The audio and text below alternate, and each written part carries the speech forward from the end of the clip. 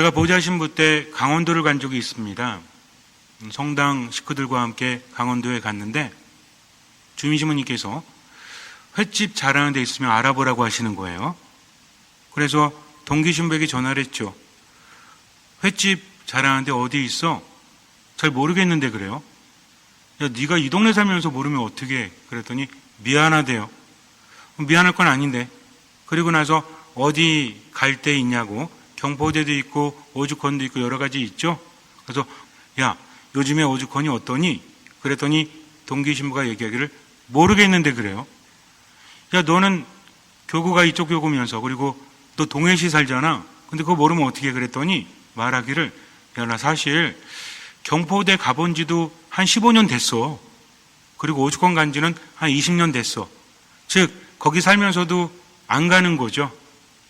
피서객들은 여름이 되면 동해바다에 가서 경포대를 찾고 맛집을 찾죠.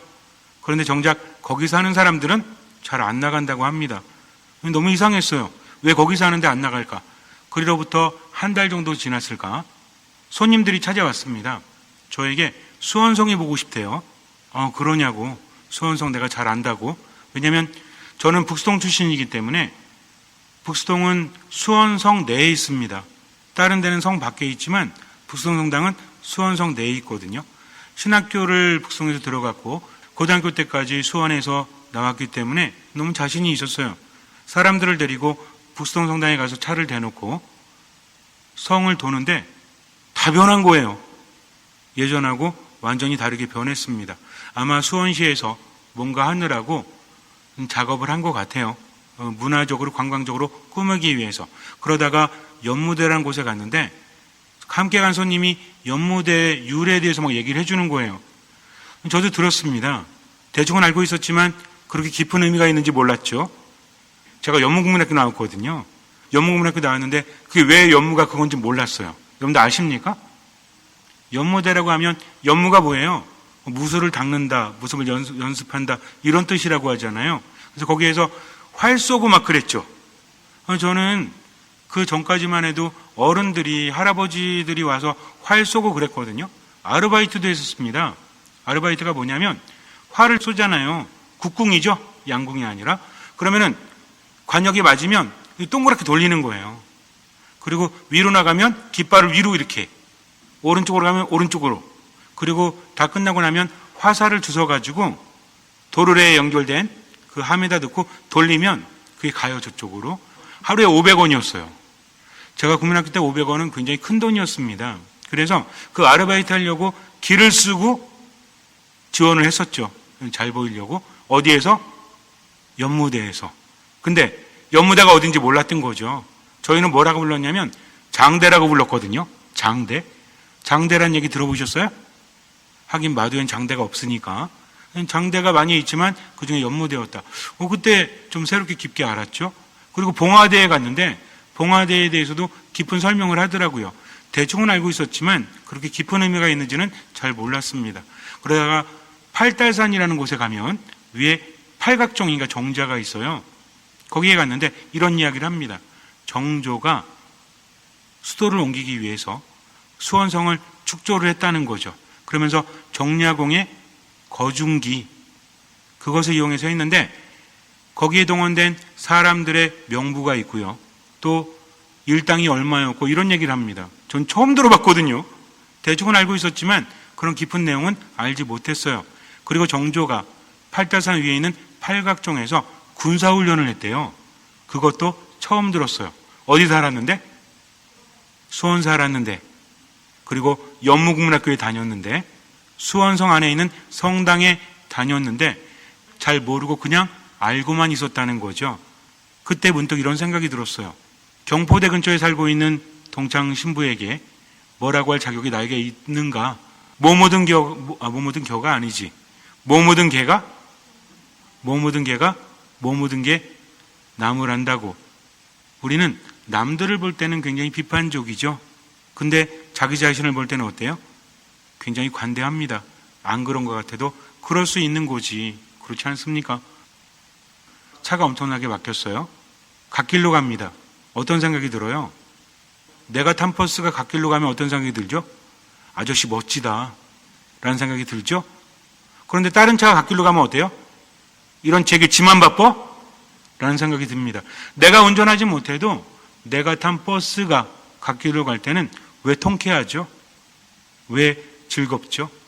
어쩌면 내가 그렇게 하진 않지만 탓은 기사에게 돌리면서도 그렇게 하는 게 좋아서 그런 것은 아니겠습니까?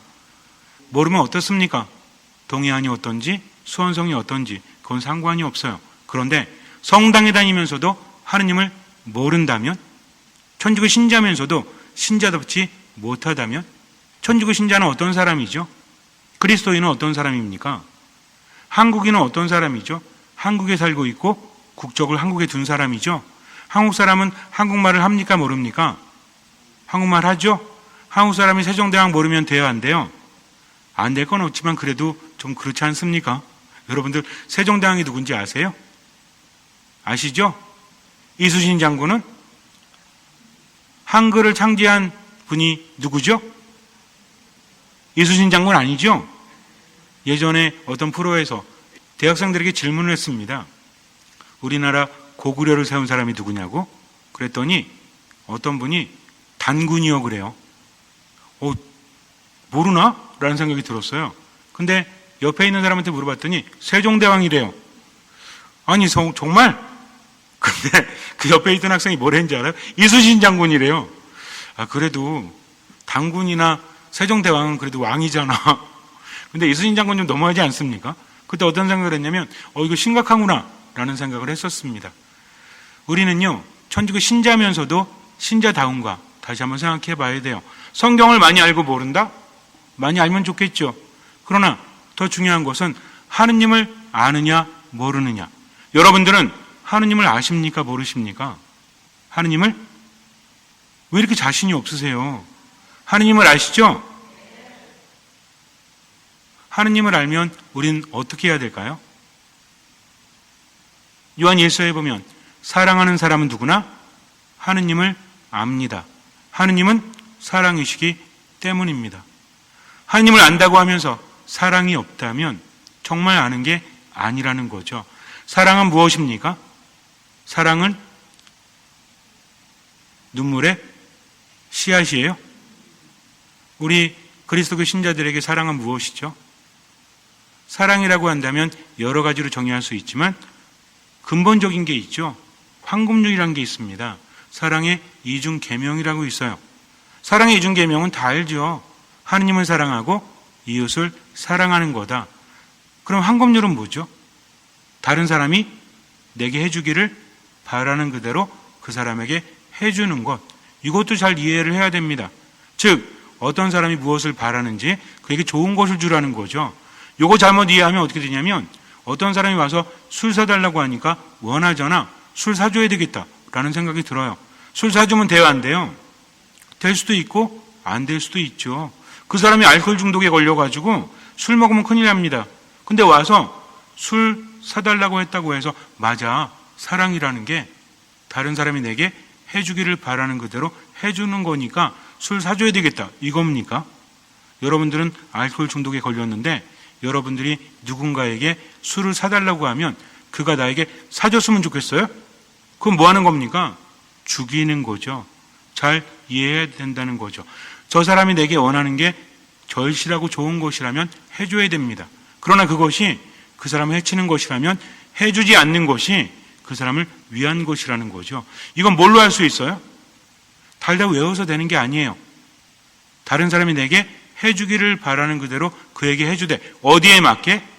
양심에 맞게. 왜? 양심은 뭐니까? 제가 몇 가지 외우라고 했죠? 이건 외우셔야 돼요. 까먹으면 또 외우고 까먹으면 또 외우고. 따라하세요. 은밀한 지성소. 은밀한 지성소. 지성소는 성전 안에 있는 하느님께서 거하시는 곳입니다.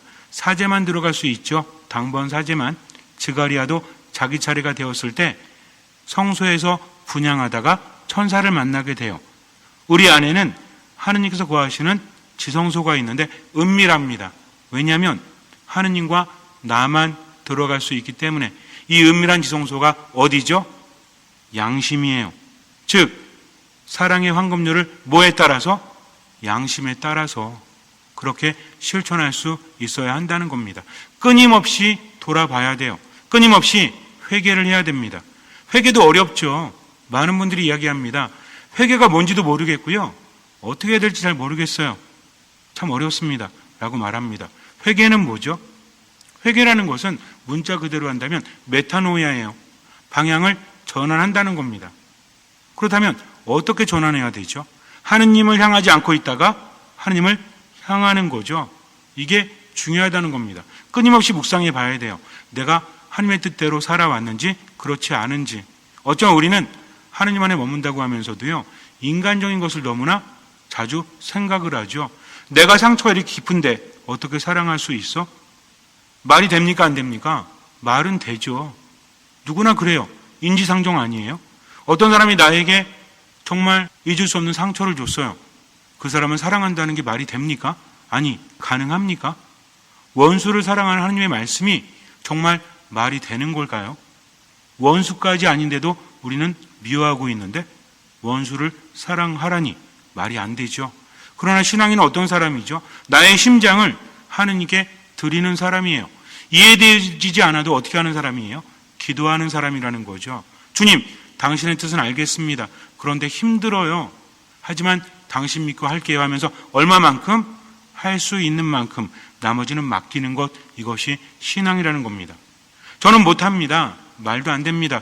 라고 한다는 것은 내 능력이 부족하다고 이야기하는 것이 아니라 누구를 무시하는 거죠? 하느님을 무시하는 겁니다.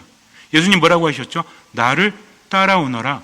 우리는 그분의 말씀을 듣고 따라가는 거죠. 얼마만큼?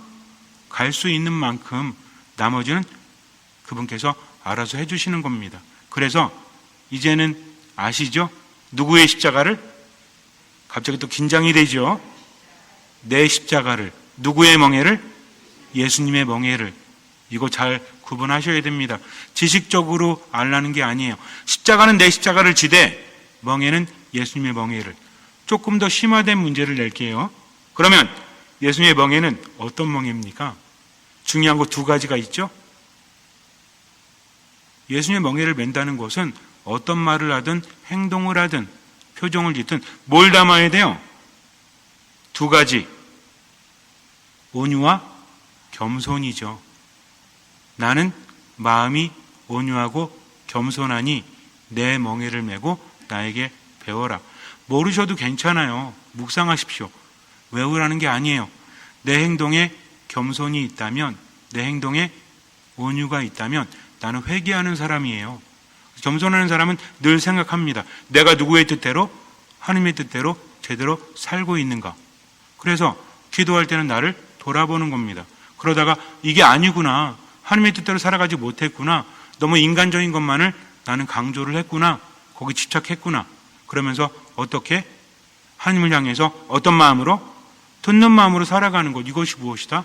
이게 회개라는 겁니다. 회개를 해야만 하느님 안에 머물 수 있다라는 거죠. 예수님 말씀하십니다. 세 도시를 예수님께서는 저주하시죠. 코라진, 벳사이다, 그리고 카파르나움이죠. 이스라엘 성지순례 하신 분들은 아시겠지만 카파르나움은 지금도 남아있죠. 예수님의 도시에 있습니다. 카파르나움, 벳사이다, 코라진은 어떤 도시예요? 예수님께서 기적을 가장 많이 행하신 곳입니다. 그런데도 그분을 알아보지 못했죠. 뭔 얘기예요?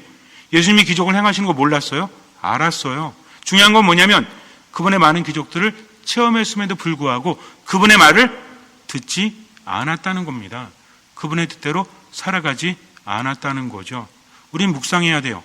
하느님 감사합니다. 입으로 말하고 하느님 때문에 행복합니다. 라고 말한다 할지라도 무엇이 없다면, 사랑이 없다면, 온유와 겸손함이 없다면 그것은 하느님 안에 머무는 것이 아니라는 거죠. 이걸 뭘로 느껴요?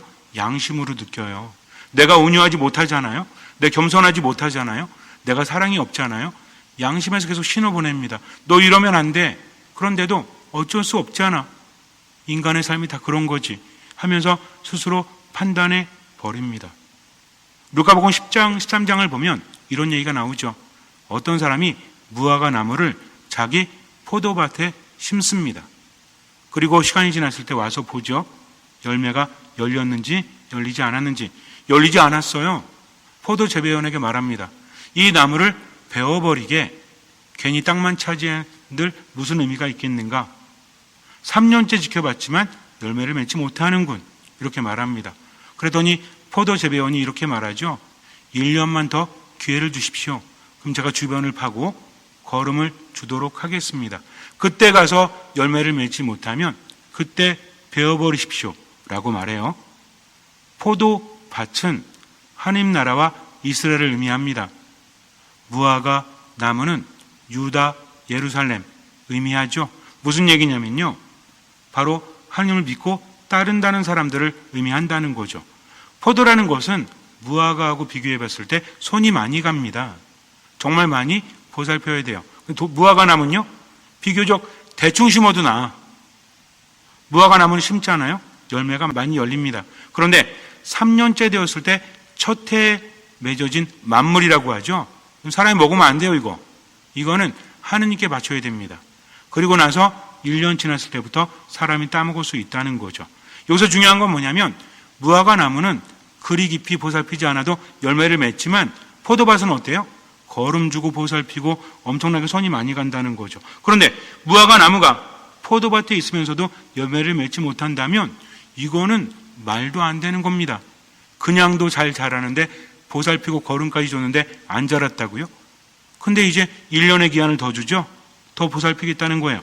그런데도 열매를 맺지 못하면 어떻게 되는 겁니까? 결국 베어져 버리고 버려지고 불살라지겠죠. 우리들의 신앙을 돌아봐야 한다는 겁니다.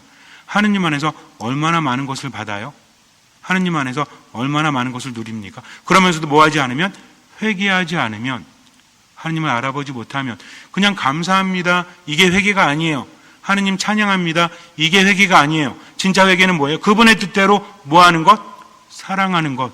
사랑이 뭐라고요? 다른 사람이 내게 해주기를 바라는 그대로 그에게 해주는 것. 이해가 되어져서가 아니라, 내가 좋아서가 아니라 그것이 누구의 뜻이기 때문에? 하느님의 뜻이기 때문입니다. 그러니 사랑하십시오. 이해할 수 없어도 사랑하십시오. 온유와 겸손을 담아서 하느님의 뜻대로 듣는 마음으로 지금 양심에 따라 사랑하십시오. 할 수 있는 만큼 나머지 맡기십시오. 그것이 참된 신앙이요, 참된 회개입니다. 잠시 눈을 감으세요. 하느님 안에 머물 때 우리는 행복하죠. 하느님 안에 머물 때 평화를 누릴 수 있습니다. 때로는요, 말이 안 돼요. 어떻게 그럴 수 있을까? 어떻게 사랑할 수 있을까? 걱정하지 마십시오. 판단하지 마십시오. 사랑이라고 해서 무조건 잘해주는 게 아니에요. 하느님 안에서 양심에 따라서 온유와 겸손을 담아서 말하고 표정 짓고 행동하면 됩니다. 그게 안 될 때는 멈추십시오. 성호를 그으십시오. 듣는 마음을 청하십시오. 하느님께 맡기고 최선만 다하십시오. 그러면 돼요. 그럴 때 우리는 하느님께로부터 많은 것을 받게 되죠. 성장하게 됩니다. 행복하게 됩니다. 힘이 생깁니다. 저절로 사랑하게 된다는 거죠. 하느님 무시하지 말고, 판단하지 말고 모든 것을 맡기고 할 수 있는 만큼 묵상하면서 사랑하십시오. 주님께서는 그 믿음을 보시고 우리 삶에 놀라운 기적을 일으켜 주실 것입니다.